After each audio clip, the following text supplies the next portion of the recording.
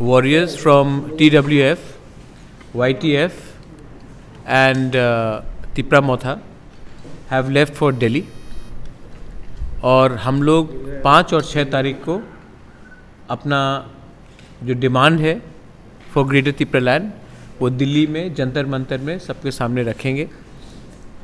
I am very thankful to the members of the warriors of the Tipra Motha, specially the TWF Tipra Motha and YTF, जिसने बहुत भारी number में अपने volunteers को दिया है और हर कॉन्स्टिट्यूंसी से हमारे मेंबर्स लोग दिल्ली जा रहे हैं.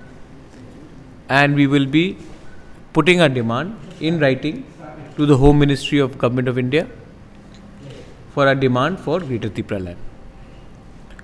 सेकेंड पॉइंट है कि हमारा 2-3 इश्यूज़ है. हमें खबर मिला था कि चोरीलाम में एक व्यक्ति का मौत हुआ है.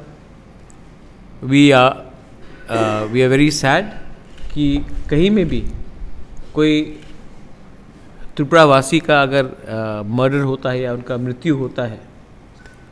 हमें मालूम नहीं है कि वो क्या पार्टी से है, लेकिन मेरे लिए व्यक्तिगत तौर में और हमारे तिपरा मोथा के व्यू से वो पार्टी वर्कर बाद में है. पहले एक किसी का पिताजी है, किसी का हस्बैंड है, किसी का फादर है और सबसे इम्पोर्टेंट वो हिंदुस्तान का एक नागरिक है. तो अगर पॉलिटिकल वायलेंस में किसी का भी मृत्यु होता है तो उससे हर पॉलिटिकल व्यक्ति को, हर पॉलिटिकल पार्टी को इसका खंडन करना चाहिए और जिसने भी ये मर्डर किया है उनके खिलाफ पुलिस को सख्त से सख्त कार्रवाई करनी चाहिए. फिर से मैं ये बात बोलना चाहता हूँ कि ये बहुत शर्म का बात है कि हम जस्टिफाई कर सकते हैं किसी का मर्डर को या किसी का डेथ को क्योंकि वो कोई पार्टी का वर्कर है. वो सबसे पहले हिंदुस्तान का नागरिक है. और नॉर्थ ईस्ट में त्रिपुरा एक ऐसा ही राज्य है जहाँ में जब पार्टी वर्कर का मृत्यु होता है तो हम बोलते हैं कि वो पार्टी वायलेंस में मारा गया. वो एक्चुअली अगर जिसने भी इसको ये उनके ऊपर हमला किया और उनको मारा, police should be arresting them and police should be taking free and fair inquiry. ये मेरा सेकेंड पॉइंट था. And we demand that action be taken.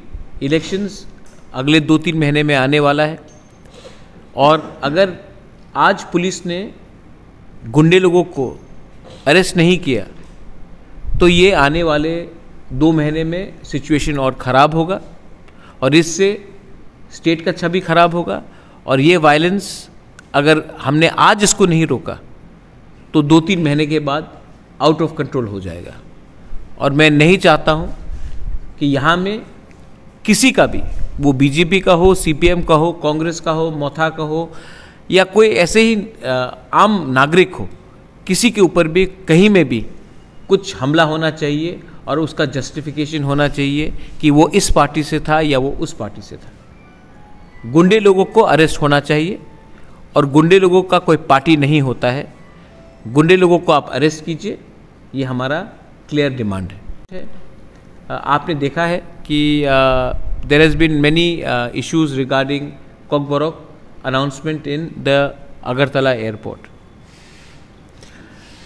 1 महीने पहले मैं खुद सिविल एविएशन मिनिस्टर से, जिनको मैं अच्छे तरीके से पहचानता भी हूँ, जानता भी हूँ, ज्योतिरादित्य सिंधिया, मैं उनसे मिला था और मैंने उनको राइटिंग में एक डिमांड दिया था कि महाराजा बीर बिक्रम एयरपोर्ट में कॉकबोरोक में अनाउंसमेंट किया जाए. कॉकबोरोक हमारा स्टेट रिकग्नाइज्ड लैंग्वेज है और हमने ये कहा था कि ये अनाउंसमेंट बंगाली में हो रहा है, हिंदी में हो रहा है, इंग्लिश में हो रहा है, उसको रहना चाहिए और साथ बाय साथ उसको कॉकबोरोक में भी करना चाहिए. दुख का बात है कि उनकी चिट्ठी में लिखा गया है कि हम कॉकबोरोक को कंसिडर नहीं करेंगे. मुझे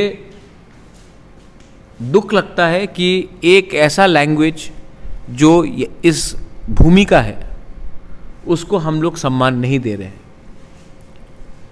मैं फिर से अपील करता हूँ to the government of India कि हमारे इंडिजिनस तिपरासा के सेंटिमेंट के साथ प्लीज़ खिलवाड़ मत कीजिए।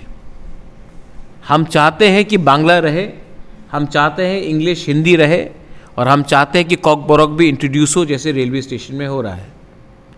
आप हर चीज़ को बंगाली और कॉकबोरोक में लाकर क्यों टेंशन लाना चाहते हैं? क्योंकि मुझे नहीं लगता कि किसी बंगाली ने भी अपोज किया है कि महाराजा वीर विक्रम एयरपोर्ट में कॉकबोरोक में अनाउंसमेंट होना चाहिए कि नहीं। गवर्नमेंट ऑफ इंडिया का ये पॉलिसी जिसमें हमको डिवाइड एंड रूल किया जाता है वो अनएक्सेप्टेबल है। और मैं चाहता हूँ कि आज से 6 साल पहले जब जितेंद्र चौधरी ने, जो उस समय एमपी थे, उन्होंने चिट्ठी लिखा था, तो उसी समय सिविल एविएशन मिनिस्टर, जो एनडीए गवर्नमेंट के ही सिविल एविएशन मिनिस्टर थे, उन्होंने कहा था कि हम कॉकबोरोक में अनाउंसमेंट करेंगे।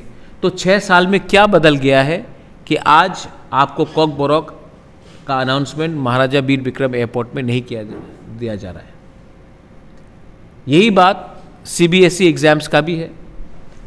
सीबीएसई का जो परीक्षा होगा, हम वेलकम करते हैं कि कॉकबोरोक को सीबीएसई में आप दर्जा दे रहे हैं, लेकिन परीक्षा आप बांग्ला लैंग्वेज में कर रहे हैं। अगर बांग्ला लैंग्वेज में सीबीएसई का एग्ज़ाम्स हुआ तो 99% हमारे स्टूडेंट्स को मुश्किल होगा एग्ज़ाम्स पास करने के लिए। आप क्यों हमें इंग्लिश में एग्ज़ाम्स देने का अवसर नहीं दे रहे हैं? आज दूसरे जो लैंग्वेजेस हैं नॉर्थ ईस्ट में, जो 8th लैंग्वेज कमीशन में नहीं है, उनको भी आप मौका दे रहे हैं अपने लोकल लैंग्वेजेस में या उनके चॉइस ऑफ लैंग्वेज में परीक्षा देने के लिए। तो हमारे स्टूडेंट्स को जो कॉकबोरोक में एग्ज़ाम्स दे रहे हैं उसको आप क्यों फोर्स कर रहे हैं कि हमारे चॉइस में नहीं देकर किसी और चॉइस में दिया जाए?